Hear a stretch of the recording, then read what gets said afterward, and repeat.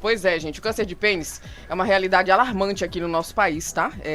E a gente tá justamente aqui mais uma vez para te levar essa informação e para te alarmar também, porque tem que ter cuidado, tá? Com quase 600 amputações registradas anualmente. Você ouviu isso, Edmar Martins? É coisa, viu? É muita coisa mesmo.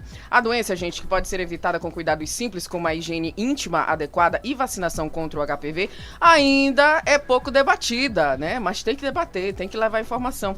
E aí, para esclarecer, né, mais sobre essa prevenção, sobre esse diagnóstico, e claro, gente, como a gente sempre fala aqui no nosso programa, tratamento precoce. Vamos conversar com o urologista Mário Kempis, nosso querido, está sempre aqui nos trazendo informações, né, e abrilhantando mais ainda aqui o nosso programa. Seja muito bem-vindo, doutor. Prazer tê-lo conosco. Bom dia. Bom dia, obrigado pelo convite. Eu já quero dizer que eu estaria pronto, já estava partindo para lutar contra a Vespa, mas Edmar Martins foi mais rápido e salvou você dessa Vespa. Em contraponto, dois cidadãos que estão aqui na mesa. Ficaram só me olhando. Não, um correu para a porta e o outro tira a Vespa tira daí. Tá nas costas, se afastou da Vespa. E quem viu no vídeo, viu. Não tem, isso não tem neo de operador, é frouxo mesmo. A catinga de pneu queimado tá grande, ainda tá sentindo. Ô, freada. Se tiver um sapo aqui, eu acho que não fica um, vai ficar mudo aqui o negócio. Só eu, doutor, só eu. Com certeza. Mas falando em assunto sério, sim, realmente o câncer de pênis é um dos cânceres que mais mutila o homem, né? É um câncer que tem uma sequela muito grande, que é a amputação do órgão genital, que é o símbolo da masculinização do homem, né? E infelizmente é uma doença que é muito relacionado com os hábitos de vida, é muito relacionado com a pobreza, muito relacionado com a má higiene.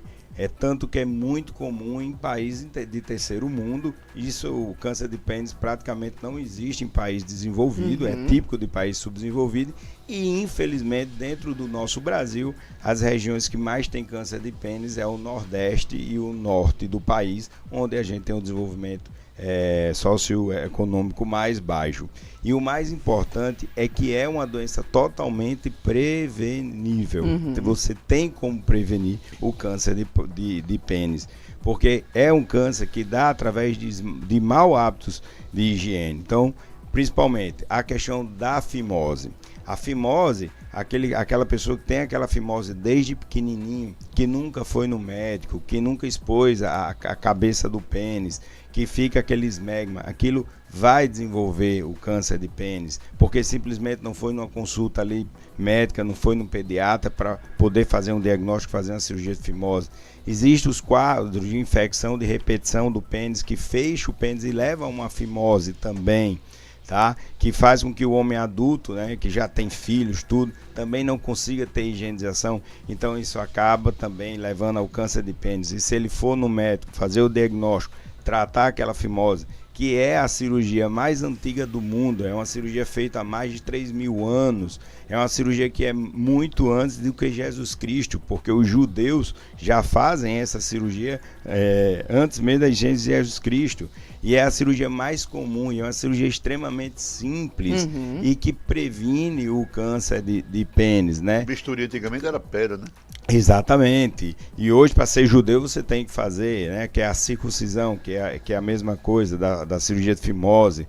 Nós temos hoje, comprovadamente, o HPV, que é a infecção mais comum do ser humano, né? E nós temos mais de 200 tipos de HPV, porém nós temos os HPVs que têm mais agressividade, tanto para o câncer de pênis, como para o câncer de colo de útero na mulher, né? Exato. E hoje nós temos as vacinas disponíveis no SUS, que são gratuitas, né? E o que a gente vê é que essas vacinas, como tantas outras, estão se vencendo, não estão sendo utilizadas, porque aquele conflito que se gerou lá atrás sobre vacina do Covid, que vai virar jacaré, que não vai, que não sei o que mata, que não sei o que tá dando isso acabou colocando todas as vacinas num bolo só, né? E hoje, infelizmente, a gente vê desperdício de vacina, da vacina. Super baixa adesão, né, doutor? Adesão demais da vacina do HPV, que é uma doença que está relacionada com o câncer de pênis e do câncer de colo de útero, que é o quarto câncer mais comum da mulher, né? E é totalmente prevenível com a vacinação. E a gente vê vacina se perder. A questão da má higiene mesmo, tem homem que não higieniza.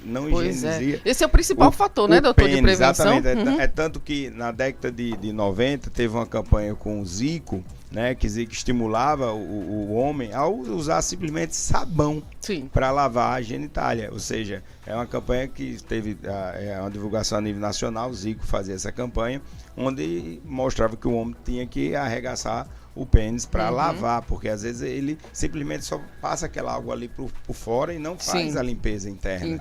Né? Então, é uma doença totalmente prevenível, né? É uma doença que é mutiladora, é muito complexa. Você cortar a genitália de um homem dentro das cirurgias urológicas, é a cirurgia que mais eu acho que mais aflige o urologista, que não é legal quando você sai com aquela genital ali, né, num saco, né? Então é uma doença prevenível. O homem tem que realmente mudar os hábitos, ir no médico. Aquela criancinha nasceu ali, vai no pediatra. Se de repente o pediatra tem dúvida, vai no urologista, vai no cirurgião pediátrico para fazer a sua cirurgia de fimose, né, que é a circuncisão. E você, homem, que tem alguma coisa diferente no seu pênis, vai lá no médico, tá, para avaliar, para ver, porque também, dependendo do grau do câncer, às vezes você pode fazer uma amputação parcial, tirar um pedacinho só do pênis, que não vai atrapalhar a vida sexual do homem, né? Você vai amputar uma parte pequena do pênis. Porém, quando já está uma doença avançada, aí você vai ter que fazer uma amputação, né, total. Já pensou? Né? E a gente observa que, assim, é sempre essa história. Há quantos anos você tá com isso? E às vezes o cara fala 5 anos, 10 anos. Minha nossa. E eu pergunto, você é casado? O cara diz, sou casado. Você namora? Namoro. Eu disse, meu Deus do céu, como pode? Consegue, né? Como consegue? Como, assim, é até incompreensível. Sim. E outra coisa, o câncer de pênis, ele acomete com um processo de infecção, né? Então ali tem múltiplas bactérias. E o odor, ele é um odor insuportável. Quando você atende um câncer de pênis no seu consultório, você tem a certeza que você não vai dar continuidade naquele consultório. Você vai ter que sair, vai ter que higienizar, abrir a janela, colocar o ventilador para poder... É nesse nível, doutor? Desse nível, sem mentira nenhuma. Se alguém, um paciente de câncer de pênis, quando tira a roupa no outro lado da rua, você vai sentir aquele odor fétido, que é um odor podre, que é um odor assim insuportável. E não tem como você não observar uma situação como essa, né, doutor? É anos que a pessoa tem isso e ainda tem relação sexual. É isso que é mais incompreensível. Por isso que está relacionado com o quê? Com baixo nível sociocultural, econômico, e é uma doença de país de terceiro mundo. Doutor Mário Queiroz, o poder público não tem nenhuma campanha assim, né, já que basicamente pessoas que não têm instrução, não têm escolaridade, a higienização normal, natural, primária da pessoa, você não tem, além do odor que ali todo dia está alertando o cidadão que você está com um problema. Não há nenhuma campanha, porque aí é uma questão mais do poder público. O cara não tem dinheiro para comprar um sabonete para lavar o pênis, imagine para ter um plano de saúde ou ir para um atendimento médico. Não existe uma campanha direcionada, assim, a campanha que o governo faça, como é o caso do Novembro Azul, né, que é uma campanha do rastreamento do câncer de próstata. Mas é importante relatar que o Novembro Azul não é um mês relacionado só ao câncer de próstata. O câncer de próstata é a cereja do bolo. É relacionado realmente à saúde do homem. E lá você vai ser examinado. Então, em muitos casos, a gente faz diagnóstico de câncer de pênis no Novembro Azul. O cara vai para avaliação da próstata. Mas, Edivan, Não é falta de campanha e não é falta de dinheiro para comprar o sabão. Realmente é o machismo, é o tabu, é o preconceito de procurar ajuda quando você tem um problema na genitália. Essa crença totalmente errada, né, doutor? Isso aqui é sagrado, ninguém toca, ninguém vê, eu tenho que esconder. Ninguém mexe, nem eu mexo para lavar também, para limpar, né? Ai, ai, ai. Então é uma questão realmente cultural mesmo, é uma questão realmente, assim... você não vai ver uma pessoa pobre instruída com câncer de pênis. Você vai ver uma pessoa pobre, mal instruída com câncer de pênis. As outras situações já são aqueles senhorzinhos demenciados que já tem uma fimose adquirida, que você já tem dificuldade de tudo, aí você diagnostica mais ela com 70, 80, 90 anos, que é porque ele não deixa limpar e também tem o pudor de fazer higienização. Mas, de uma maneira geral, assim, a culpa realmente é da questão da escolaridade, da informação, é do conhecimento mesmo, não é falta de atendimento, porque você vai no médico, não tem qualquer... Primeiro, não precisa ir no médico, a própria esposa vai ver que aquilo ali tá podre, que aquilo ali tá ruim. Claro. Então, ela vai dizer, pelo amor de Deus, meu filho, no médico, isso aqui tá errado. Isso. Né? E quando chegar lá, o médico examinar qualquer método de PSF, qualquer um, vai ver aquilo ali, porque o câncer de pênis é um câncer muito clássico. Você vai ver uma ferida, uma podridão, um caroço. Pois é, doutor, fedendo, isso que eu ia lhe secreção. perguntar. Quais são esses sinais? Quais são esses sintomas? Além desses que a gente já até comentou, como essa questão do fedor, né? Que ela é muito significativa, né? E como demais, é que pode você não perceber, demais. né? E que mais que eu tenho que observar ali? Como é que começa, né, tudo isso? Tudo vai começar com o quê? Geralmente você vai ter uma lesãozinha pequena, você vai ter um endurecimento ali do couro da piroca, vai engrossando, ficando aquela coisa branca, e começa a formar ferida que não cicatriza, essas feridas vão aumentando. Tem dor, doutor? Aí, não é dolorido. É dolorido às vezes deve coçar que sua gota. Coça muito, dá muito prurido e dói mais quando bate, quando você machuca. Em relação sexual, hein? São coisas que só Deus explica como é que consegue. Mas é ferida, aí vai formando aquele podridão, aí vai formando aquela ferida com secreção, que não melhora, aí vai se estendendo, forma às vezes uns caroços, pode dar umas ínguas, né? Que é os linfonodos na região inguinal. Mas é muito claro, é muito clássico, não tem qualquer pessoa que olhar um pênis com câncer faz um diagnóstico, não precisa ser médico não. A dificuldade é do paciente, dessa pessoa ir ao médico. Essa que é o grande problema, por isso que é uma doença de pacientes realmente com nível socioeconômico muito baixo, que é típico do Nordeste e do Norte do Brasil. Reposição hormonal, qual é o hormônio aí que tem ligação direta com a próstata? Eita, a gente vai começar a falar um tema agora bem polêmico.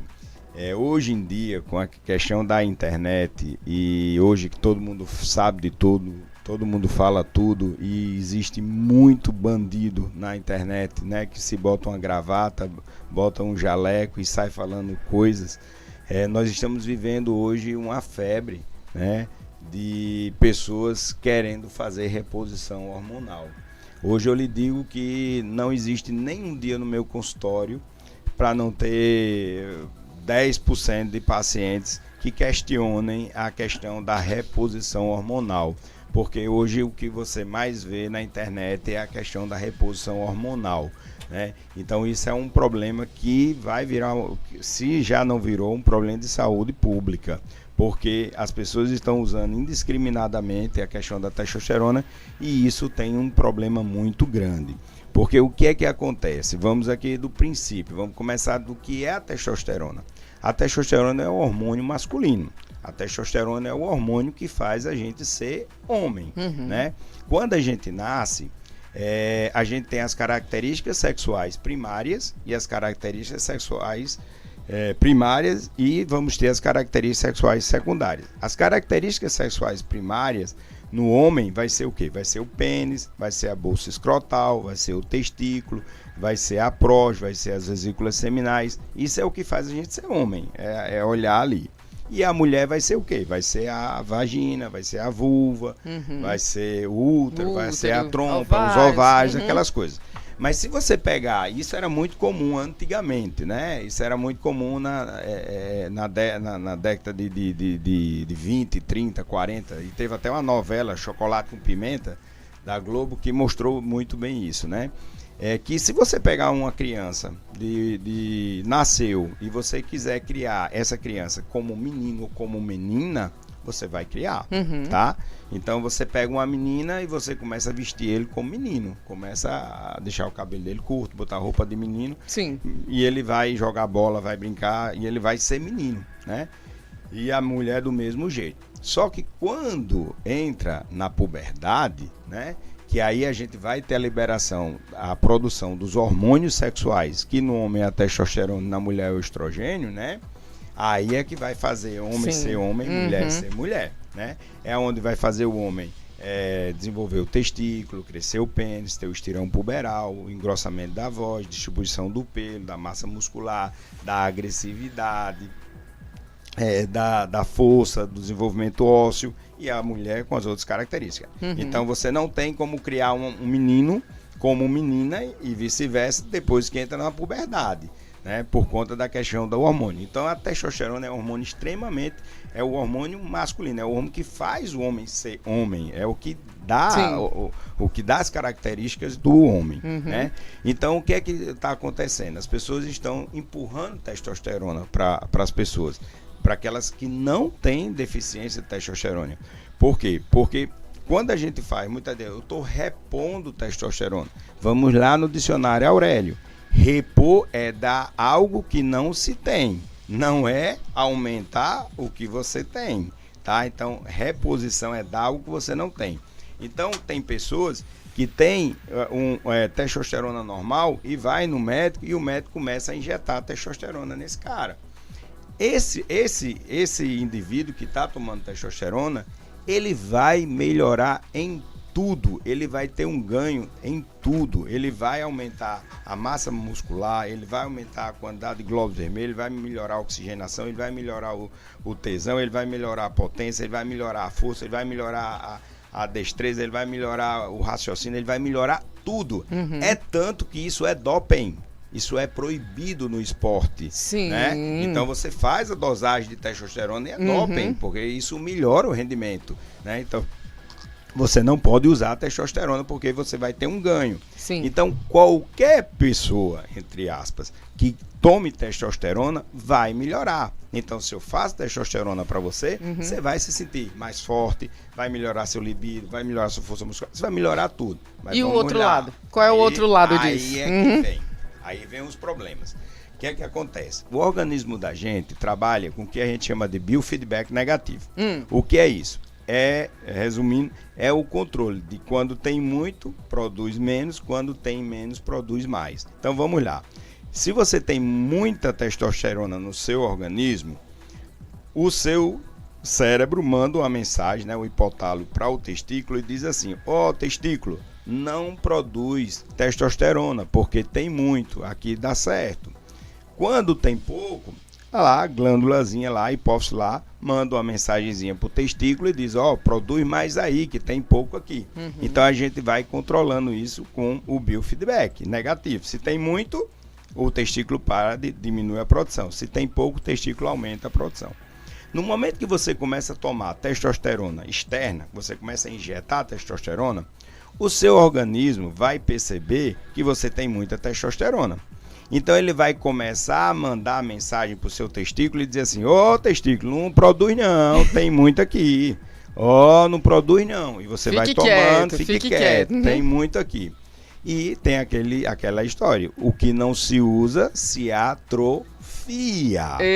Então você, à medida que você vai tomando a testosterona, o seu testículo para de produzir a testosterona e você vai começar a ter uma atrofia, uma perca da testosterona, do seu testículo. E sem falar também que o testículo ele tem duas funções. Tem a função da produção do hormônio, que é a testosterona, e a produção do espermatozoide. Isso que eu ia perguntar, ou seja, altera na questão então, lá se né, exatamente, quiser ter filho, ele produz etc. o espermatozoide, produz a testosterona. No momento que você está tomando a testosterona, o seu testículo vai ser bloqueado de uma maneira geral. Então, o seu testículo vai atrofiar e você vai perder a capacidade de produzir espermatozoide também. Então, todo paciente que usa testosterona, ele invariavelmente ele vai ficar estéril, tá? E à medida que você vai tomando a testosterona, você vai tendo atrofia. Aí, com quanto tempo você vai perder? Isso é muito relativo, depende do tipo de testosterona que ele toma, depende da dose que ele toma. Depende do tempo que ele toma, depende do corpo, depende da idade, tem vários fatores, né? Isso é muito difícil de dizer assim. Mas à medida que ele vai tomando, ele vai perdendo, tá? Aí, alguns sabidão dizem assim, toma 3 meses, toma 6 meses, toma 1 ano, depois você para. Beleza, você parou, seu testículo perdeu. Então você não vai nem produzir mais aquele que produzia antes. Então não volta ao normal, digamos assim. Não vai voltar. Aí depende de quanto você tomou, o tempo que você tomou. Claro. Ele pode morrer e não produzir mais, ou pode produzir uma dose menor do que a que você tinha. Aí eu vou dar um exemplo do que é a reposição de testosterona. Imagina que tem um mendigo aqui que está nesse dia hoje chuvoso, tomando banho de chuva, dormindo aí no meio da rua. Você pega esse cidadão e leva ele para sua casa, dá um banho nele, dá uma roupa, alimenta ele, corta o cabelo, leva ele para o shopping, passa 1 mês com ele na sua casa, cuidando, dando toda a estrutura dele, leva ele para o shopping, leva ele para o cinema, leva ele para uma festa, leva ele para uma praia. Você faz tudo isso durante 1 mês. Depois de 1 mês, você chega para ele e diz assim, ó, a minha contribuição eu já dei, já lhe ajudei durante 1 mês, agora você volta para a rua. Você acha que fez o bem ou fez o mal a esse cidadão? Você lascou esse cidadão, você acabou com ele. Por quê? Porque ele estava acostumado a morar na rua, não ter o que comer, então ele já se adaptava àquilo. Agora não, agora ele sabe o que é o bom. Mudou a realidade, né? Mudou a realidade. Então, quando eu te dou testosterona, eu vou melhorar tudo em você. No momento que eu parar a testosterona, você vai voltar a uma situação muito pior do que você era antes de começar. Nossa. Tá? É isso que eu tô falando do mendigo. Existe, então, uma maneira adequada para que a gente possa... A reposição adequada. Aí é que vem a situação. Ponto. Então, quem é que não conhece aqui um cara... Todo mundo conhece. Quem é que não conhece um cara que é magrinho, do dia pra noite ele fica patola, fica fortão, musculoso. Com 6 meses o cara tá... Tamanho do mundo. E com 6 meses depois ele tá gordo, parece uma geleia. Ixi, molenga gordo Maria. todinho. Isso é o que a gente mais vê em academia. Sim. Né? Que é exatamente o hormônio que você dá e depois você tira o hormônio. Você tem toda a repercussão. E sem falar que à medida que você vai tomando hormônio, seu organismo vai criando uma certa resistência e cada vez você vai precisar de mais. Aí vem as hepatotoxicidade, vem o risco de comprometimento hepático, vem os riscos cardiovasculares, né? Aumenta o risco de infarto, de AVC. Por quê? Porque aumenta a quantidade de glóbulos vermelhos, você pode ter obstrução dos vasos. Então tem todas as sequelas. Então a primeira coisa, a gente tem que pensar assim, reposição de testosterona é dar o que não se tem. Então, quando você não tem testosterona, você vai ter que repor. Aí isso tem que ser uma coisa que ser indicada pelo médico, com dose correta. Individualizada. E não é coisa para você ter testosterona de 1.000, 2.000, 3.000. Isso não é fisiológico. Você tem que ter aquela quantidade. Então, você vai se repor. E você tem que ter ideia de que você vai repor aquilo pelo resto da vida. Não é reposição por 1 semana, nem por 1 mês, nem por 6 meses. Começou, doutor. Começou, você vai até o final. Segundo, você tem que saber que você vai ficar estéril, tá? Então você não vai conseguir ter filho. Sim. Tá?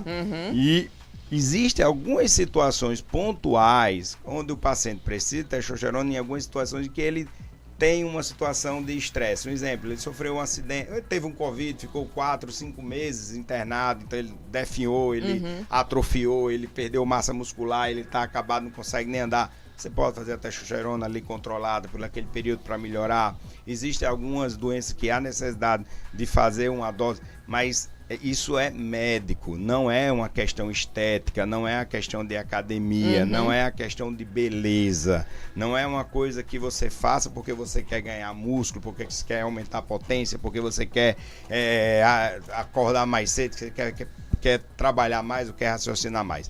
Então, o grande problema é exatamente a picaretagem que está tendo no mercado de repor testosterona, de dar testosterona para todo mundo. Indiscriminadamente, que é o pior, né? Exatamente. E na boca de todo mundo diz, estou tomando e tá bom demais. Porque fica. Porque fica melhor, né? Agora vamos ver o preço, amanhã disso rapaz, aí. Aí é que tá difícil mesmo. Aí é que vem a situação, é o que a gente mais pega no consultório, porque não tem aquele que receba testosterona que não tem uma melhora, vai ter. Mas vamos ver o preço que ele vai pagar amanhã dessa reposição que ele fez. Tem uns que são bem fáceis, né? Você tem um gelzinho, tem cápsula. Existe o gel que você passa, existe até um desodorante que você passa, existem as injeções a cada 15 dias, a cada semana, existe a injeção a cada 3 meses.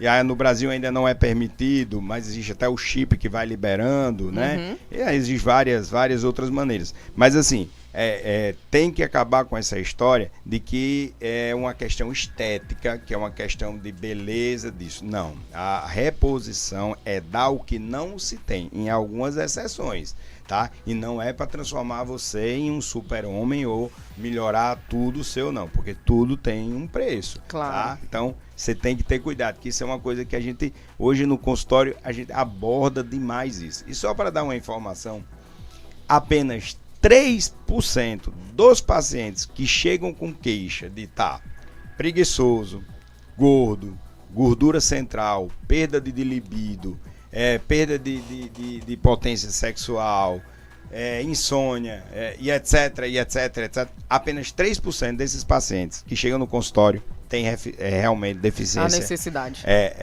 Deficiência hormonal. Quando você vai ver, depressão, outras São outros situações fatores, que levam a isso e não tem nada a ver com hormônio. Então, apenas 3% está relacionado com a baixa realmente do hormônio. E o que a gente vê hoje em dia, cada dia mais gente usando indiscriminadamente, e pior de tudo, colegas passando, isso Sim. virou um mercado, né? Virou um mercado, infelizmente, que é uma coisa que preocupa muito. E sem falar também um detalhe, né?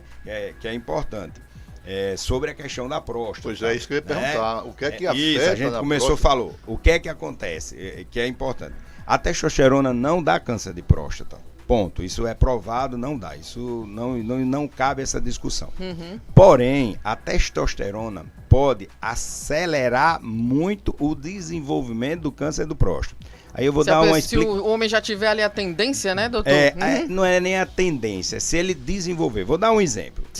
Imagine que eu chego num supermercado e eu vou na área de churrasco, lá tem um saco de carvão e tem um álcool. Eu pego, abro o saco de carvão e jogo uma garrafa de álcool lá dentro. O que é que vai acontecer? Vai explodir. Nada! Não vai acontecer nada. Eu tenho uma garrafa de carvão e eu tenho. Sim, faltou o eu fósforo. Joguei ali dentro, não vai acontecer nada. Sim. Agora, se jogar um fósforo. Sim. Melhor, se tiver uma brasazinha, aquilo vai pegar fogo. Sim. Então, o que eu quero dizer é que se você que faz reposição, não, você que está tomando hormônio aí, indiscriminadamente. E tem mais de 40 anos, se ligue para a próstata. Por quê? Porque se você desenvolver um câncer de próstata, você vai desenvolver um câncer com uma rapidez muito grande. E às vezes, um ano de uma avaliação para outra não seja suficiente. Nossa! Tá? O câncer vai crescer muito grande. Então assim, testosterona não dá câncer de próstata. Mas se tiver um comecinho ali de câncer ali, tá? Que isso iria demorar muito. Fogo. Aquela fagulhazinha. Aquilo ali vai pegar fogo e você já pode, em poucos meses, desenvolver um câncer extremamente avançado por conta desse uso da testosterona. Então tem que ter cuidado. Sem falar também que a testosterona cresce a próstata. Então você tem a maior tendência a ter a HPB, que é o crescimento da próstata, fechando o canal da próstata. Então aqueles pacientes que têm dificuldade de urinar, né, que é muito mais comum até do que o próprio câncer de próstata, que é o que a gente chama de HPB, né? Então, você que tem 40 anos, que está aí nessa ondinha de tomar testosterona, se ligue na próstata, Tá? Olha só, eu fico feliz com o Dr. Kempis, que ele explica as coisas pra gente de uma maneira tão bacana. Hoje a gente trouxe mais até do que uma dica pra você aqui, né? Essa atenção ali ao câncer do pênis em si e essas questões agora dessa danada, dessa testosterona que o pessoal tá usando aí sem pensar muito nas consequências do futuro, né? E isso, com certeza absoluta, não só isso, né? Mas determinadas ações que a gente tem ali, doutor, sem uma orientação adequada, geram, né, coisas pro futuro. Então a gente tem que pensar bastante quando a gente vai de repente fazer aí, né, a utilização dessa testosterona. Quero te agradecer, a nossa conversa podia durar um milhão de tempos aqui, mas a gente tá com o tempo, né, correndo aqui. Mas mais uma vez, doutor, um prazer tê-lo conosco. Como eu disse, né, o senhor, a gente não precisa nem perguntar, que o senhor vai se embora explicando. Eu acho ótimo. Prazer e volte sempre, tá? Que a gente tá aqui, ó, sempre pra levar essa informação pros homens. Aí, como eu digo assim, puxar a orelha dos homens. Isso, sempre me coloca à disposição e eu tenho certeza que as mulheres estão escutando essa conversa e Sim. vão conversar com seus maridos. Que lembrando que quem leva o homem para o consultório é a esposa ou as filhas, porque os danados não vão se não for a força. Vamos puxar bonito Então pra dar a pros conversa maridinhos, é pros mais para as namorados. mulheres do que provavelmente para os homens se sensibilizar. Mas Claro, são bichinho. temas extremamente importantes sim. e a gente vê o modismo, né? É, E hoje a infelizmente, gente vive esse modismo da testosterona. A testosterona, gente, pode ser usada sim, mas tem que ser usada adequadamente por um profissional sério que faça a coisa adequada, né? Exato. E não ficar usando em academia ou Meu em Deus, alguns gente. profissionais que visam o dinheiro acima de tudo. É Um isso alcance aí. muito importante dessa entrevista, principalmente para a galera de academia e tal, Exatamente, né? é. Porque um toma, rapaz, tá bacana Olha demais. como tá, um não toma sei o também, quê, tá, né? não sei o Tô quê. me sentindo super bem, enfim, né? E Mas- depois volta no consultório porque não consegue engravidar a mulher. Já tá 3 anos, Pois 4 é. anos e não consegue engravidar a mulher. Quando vai olhar o testículo, tá aquela feijãozinho. aquela bilocazinha bem pequenininha lá dentro. né? É desse jeito. É isso Faça mesmo. como o Ronaldo Lama, né? Ele disse que retirou a capinha do amigo dele. Ah, tá certo. Pra ficar melhor ainda, né? Temos Pra- aqui a Tatiana Mello, o Paulinho É o Paulinho de Nazaré. Paulinho. Fazendo aqui algumas perguntas. Questão hormonal, como reage com a parte gástrica aí do metabolismo, enfatiza a higienização. O pessoal aí interagindo com Uma maravilha. a palestra, né? Né, é isso Do mesmo. nosso Mário Kempis. Mário Kempis, urologista Mário Kempis, gente, qualquer coisa, ô marada aí desse meu Brasil varonil, por favor, se cuidem, né? Procure o doutor. Sabão e Bombril. Sabão, bom, Olha, viu, o Bombril, o Bombril entrou Bombril? em pedido de falência, né? Pediu falência, pediu abertura de falência segunda-feira rapaz. agora, né? Ixi. Foi só o carequinha deixar de fazer a Pois propaganda. é, meio que- inutilidade. Não é né? isso? Não é Estoca o Bombril, então. Estoca o Bombril. Doutor, mais uma vez, muito obrigada, viu? Prazer tê-lo conosco. Olha, gente, antes da gente correr aqui pro nosso intervalo comercial, deixa eu dar aquela dica especial pra você que tá conosco aqui, né? E afinal de contas, fevereiro já chegou, fevereiro tá bombando.